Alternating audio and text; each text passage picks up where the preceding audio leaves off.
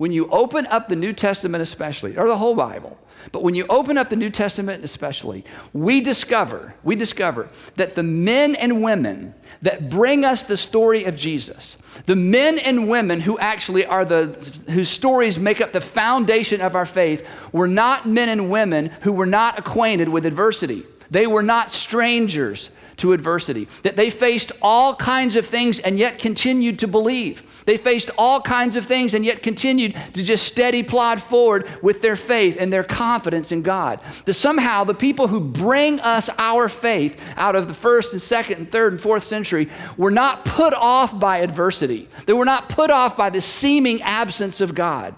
But somehow that fueled them in such a way that they were even more adamant about making sure that the message of Jesus Christ and the gospel made it out of their difficult centuries to our culture and to our world today.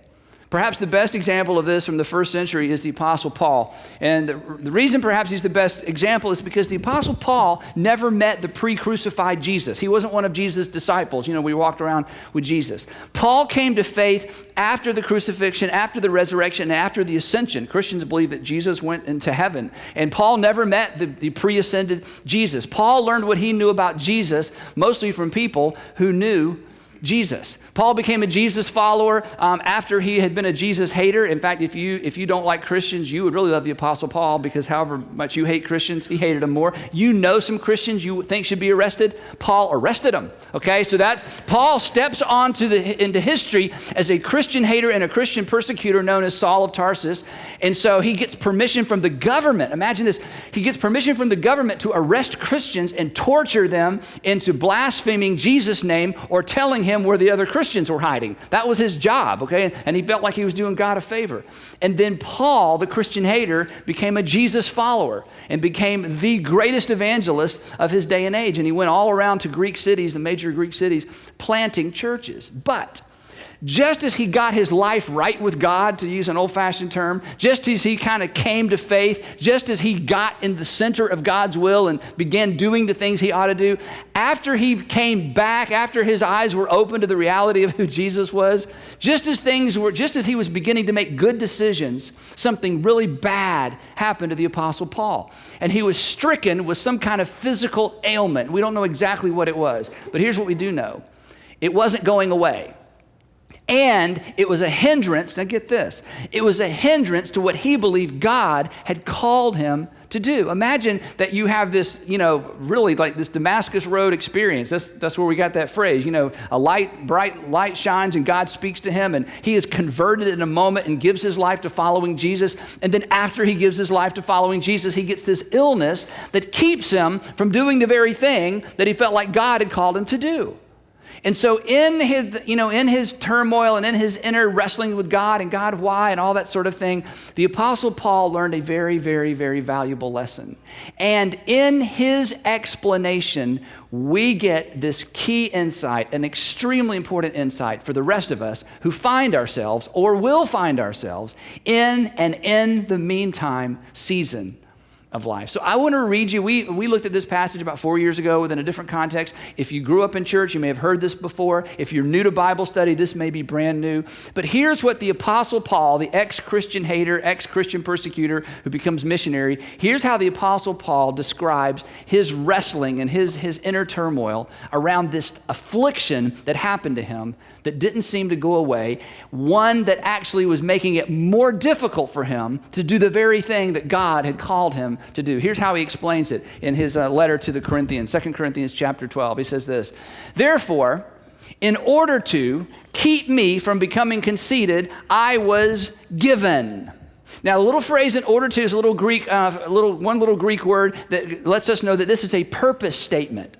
So the Apostle Paul says there was a purpose behind this gift. And what's really interesting is the Greek word translated "given" is the most common word for a positive kind of Christmas kind of birthday kind of gift. That if Paul was sitting around the Christmas tree opening gifts on Christmas morning with his friends, this was the Greek word they would use to describe the gifts given. This was a positive thing. This didn't mean curse. This didn't mean punishment. It was the word most commonly used to talk about the gods or God giving or a benevolent God giving a good gift to one of the God's followers. So the Apostle Paul chooses his words carefully, and he says, because in order, there's a purpose behind this, to keep me from becoming conceited, I was given. Well, Paul, what were you given? What was this special gift that you got to open?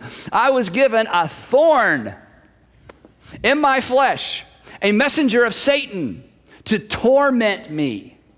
So when I read this, I think, well, Paul, I think you chose the wrong word right here.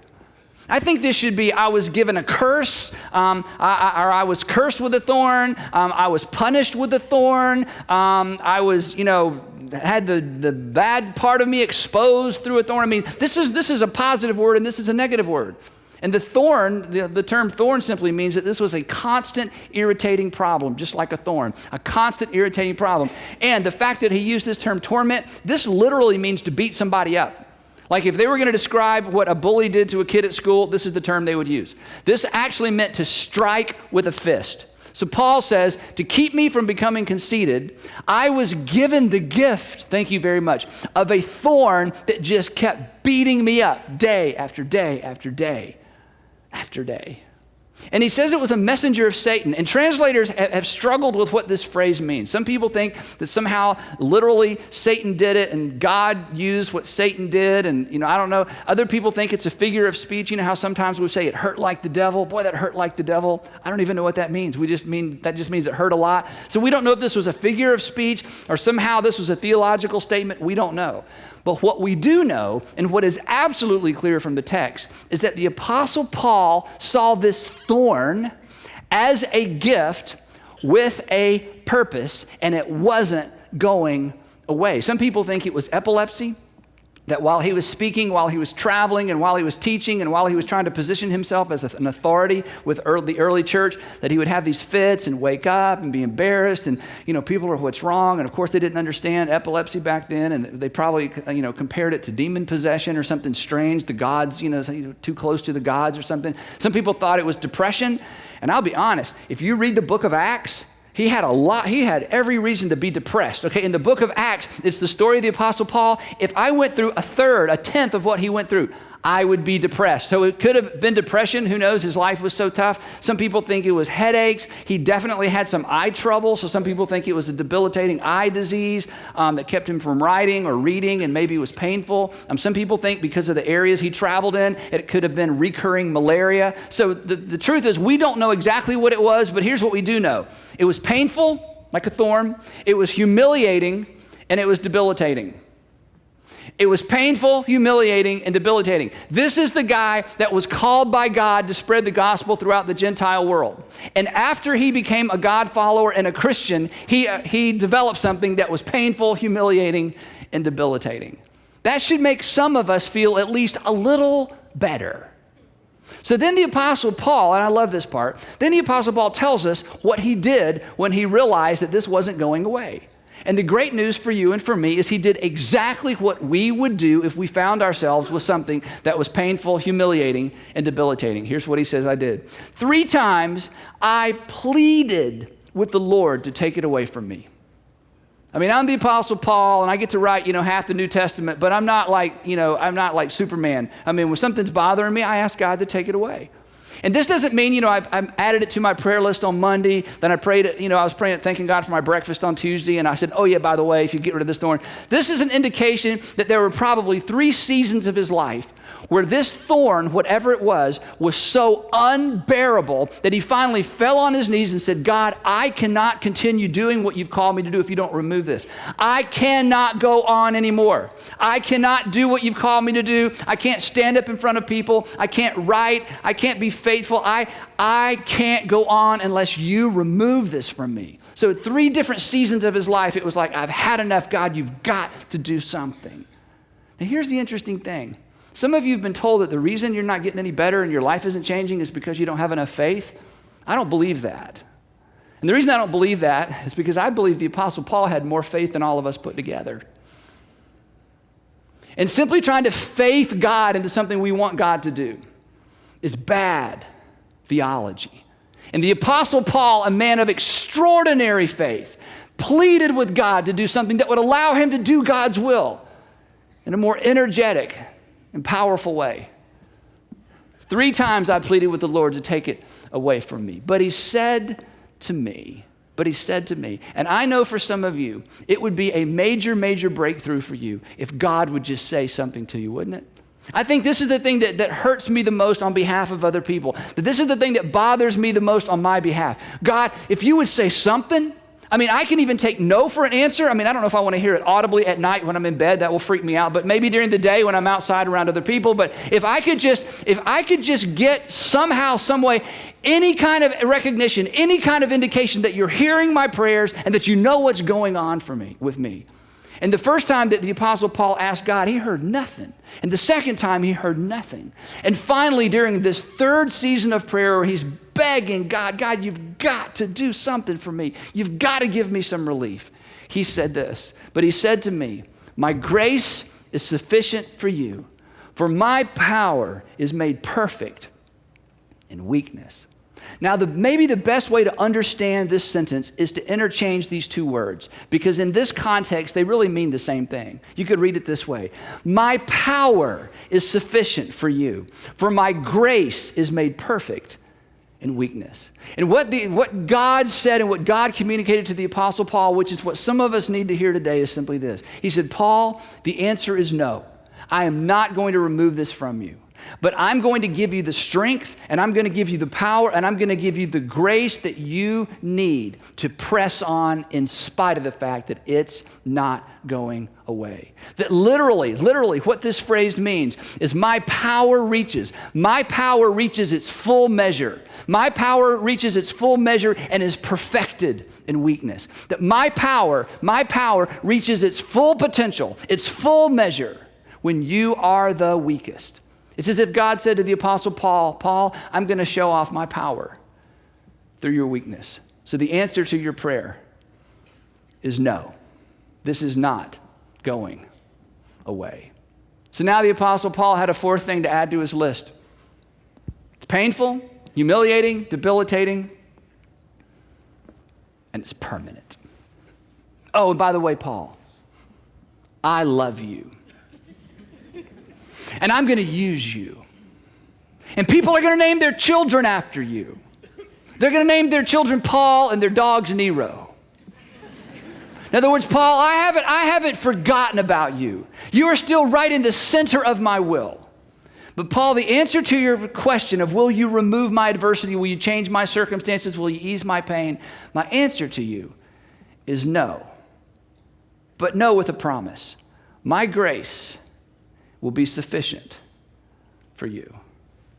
So what do you do when you're the Apostle Paul and God, who you're serving with all your heart and soul and risking your life almost every day, says no? And now you have an issue that's painful, humiliating, debilitating, and permanent. And what the Apostle Paul writes next, I'm telling you, I know for some of you don't read the Bible. The Bible's not true. The Bible's made up. The Bible's written by men. That's what your English teacher told you. I get it. I've heard all that. I'm just telling you. What he writes next, these are the kinds of statements I just go, nobody would make this up. This so comes from a heart that was in tune with the will of God in the 1st century. Here's what he writes next. So we ask the question, Paul, so what are you going to do in the meantime? What are you going to do in the meantime? What are you going to do in the meantime? And here's what he says. He says, therefore, I will boast all the more gladly about my weakness so that, here's another purpose statement, so that, little clause, so that Christ's power may rest on me. If you have a different translation of the Bible, this word is also translated glory. Here's what he's saying. He's saying, therefore, since this is not going to go away, since this is going to continue to get in the way, since this is going to continue to get in my way, since this is going to continue to be something people associate with me, since people are going to constantly say, I wonder why God doesn't, here's what I'm going to do with this thing that just won't go away. Here's what I'm going to do. Here's how I'm going to respond to this adversity that I wouldn't wish on anyone, and yet God has given it to me. I'm going to boast in it. I'm going to glory in it. To use a phrase that we talk about with our dog, I'm going to roll around in it. I'm going to get it all over me. I'm not going to hide from it. I'm not going to pretend. I'm not going to shield it. I'm not going to lie. I'm not going to dodge it. I'm not going to make excuses for it. If God has chosen this for me, then I'm going to surface it and I'm going to embrace it.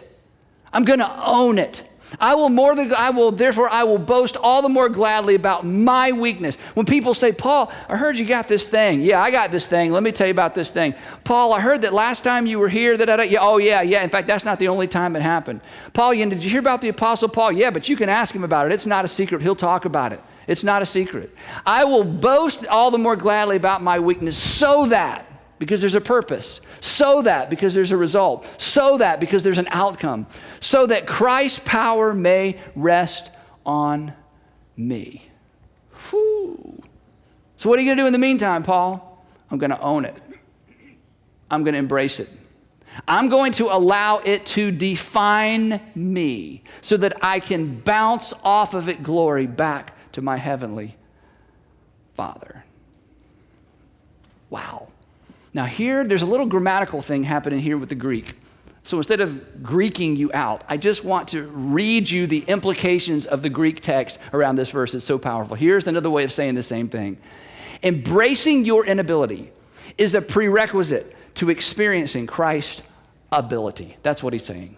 Embracing your inability. Embracing your inability. In other words, he's saying, I'm not going to hide from it, run from it. I realize that in order for me to experience Christ's power through me, this is important, in order to experience the grace that God has promised through this circumstance, I have to embrace this circumstance. Embracing your inability is a prerequisite to experiencing Christ's ability. Here's why that's important.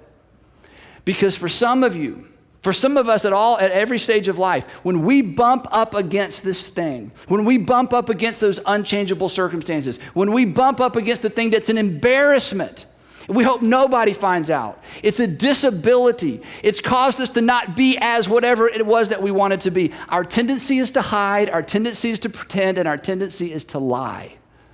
And what the Apostle Paul is saying is this: when I got over all of that, and I embraced this and saw it as a gift, I experienced Christ's power in me. This is why, and he concludes with this. This is why, for Christ's sake, I delight in weaknesses, in insults, in hardships, in persecutions, in difficulties. For when I am weak, then I am strong. To which we say, but that's not the American way. To which Paul would say, and that's why you are not experiencing the grace of God in the area in which you struggle the most.